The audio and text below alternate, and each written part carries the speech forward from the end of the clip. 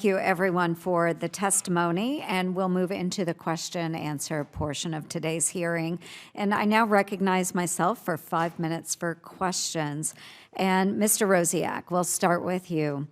Today, the 8A program allows Washington insiders to sell government access and contract awards.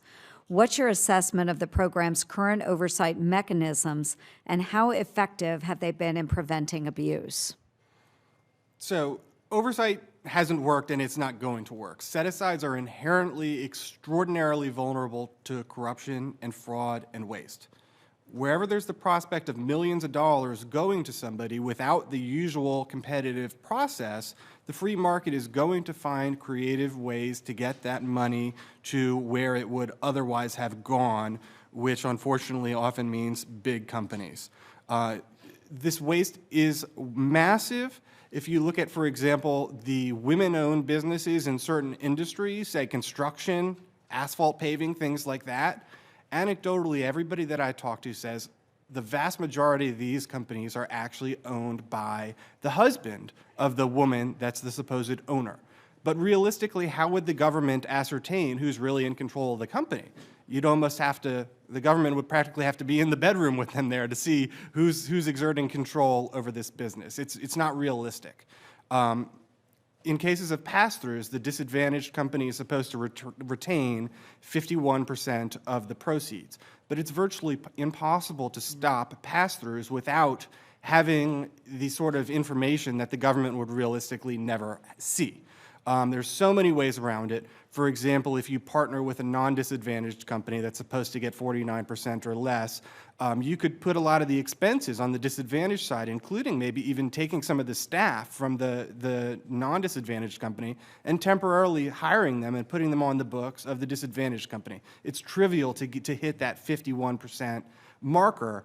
Not to mention that, in some cases, they may just keep 51% if they're too lazy to cook the books a bit, just keep 51% as essentially, Senator Markey made a Godfather reference earlier. That's what I've heard some of these 8A, an 8A contractor himself likened himself to the mafia and said it's basically like the protection money or whatever you have to pay the mobsters. To get these contracts, the big companies kind of know they have an unspoken agreement with the procurement officers and these 8A contractors that you got to cut them in on that. And I think that's not going to change. I don't see any way around that without basically just ending the practice of set-asides. Wow. Thank you for that response. Mr. Hart, I want to go to something that you referenced in your testimony. You mentioned that your former boss, Senator Tom Coburn, someone that many of us respected so much, he worked with then Senator Barack Obama. One of these instances where we have people of different parties that are coming together to really do something good for our taxpayers. And what they did, they wrote the law creating usaspending.gov, and that's a searchable public website of government spending. My team spends a lot of time on that website. Was it their intent for other transaction agreements, or the OTAs, to be omitted from the website? Absolutely not, Senator. That was never their intention. And as you've noted, that's a tremendous problem right now with USA Spending. Mm-hmm. And that is one of the reforms that we need to do, is immediately fix and patch that so that money cannot be hidden from taxpayers. But we have to look at why did the founders write transparency into the Constitution? It's important to note they used the word shall in Article 1, Section 9, Clause 7. Mm-hmm. Shall provide a regular accounting of receipts. They didn't say you can provide that if you feel like it, if it's convenient for you and your political opponents, and will punish your enemies. They said shall. So it's a requirement, and that language precedes the Bill of Rights and the First Amendment itself. So transparency is a foundational first principle. Mm-hmm. It's the oxygen in the public square. We can't speak if we can't breathe.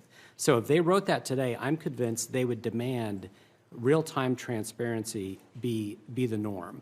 And our ambition 20 years ago wasn't just to pass a law, it was to create a norm and to create this assumption that, of course, government spending's online. Of course, we can search what government is doing. And so we need to, government always lags behind technology, so we need to move very quickly to upgrade our transparency laws today. Yeah, I agree, because bottom line, if we don't know who is receiving taxpayer dollars and why, then there's no way for us to track that and hold recipients responsible for delivering what they've promised to our taxpayers. So I'm in complete agreement with that. My time is expiring, and I'll reserve the rest of my questions for another round. And with that, I will turn to Senator Hirono of Hawaii.